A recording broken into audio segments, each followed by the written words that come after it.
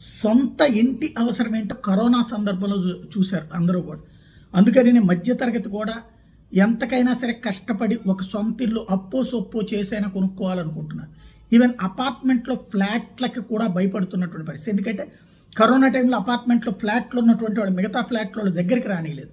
అందుకని individual house, own house అన్నటువంటి concept అప్పటి నుంచినే తెర మీదకి వచ్చింది. ఇప్పటికీ ఆ లక్షణాలు మారలేదు.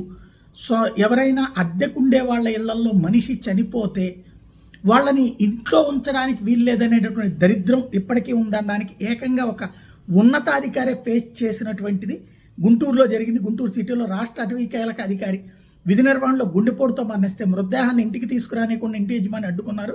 ఈ ఘటన కుటుంబ సభ్యులు, బంధువులతో పాటు తోటి అధికారులని, సిబ్బందిని తీవ్ర వేదనకు గురి చేసింది.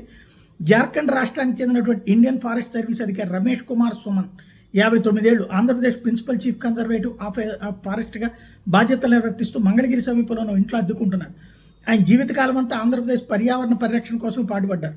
మడడవుల పెంపకం కోసం పగలు రాత్రి ప్రయాసపడ్డారు. రాష్ట్రంలోని అడవుల అభివృద్ధి, జీవ వైవిధ్య పార్కులకు సంబంధించిన శిక్షణ నిమిత్తం కొద్ది రోజుల క్రితం ఆయన కేరళలోని కొచ్చికి వెళ్లారు.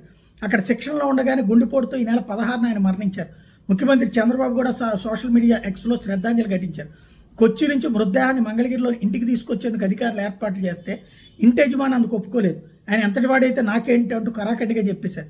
దీంతో చేసేది లేక అధికారులు గుంటూరులోని అటవీశాఖ అతిథి గృహానికి మృతదేహాన్ని తరలించారు.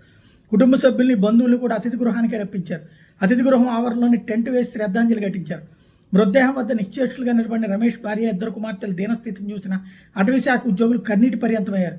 శనివారం అక్కడి నుంచి అంతిమయాత్ర మొదలైంది. కృష్ణానది సమీపంలో అంత్యక్రియలు నిర్వహించారు. ఇది చివరికి పత్రికలో వార్త కూడా వచ్చింది. బట్ మన బుద్ధిలో మార్పు అయితే రాదు.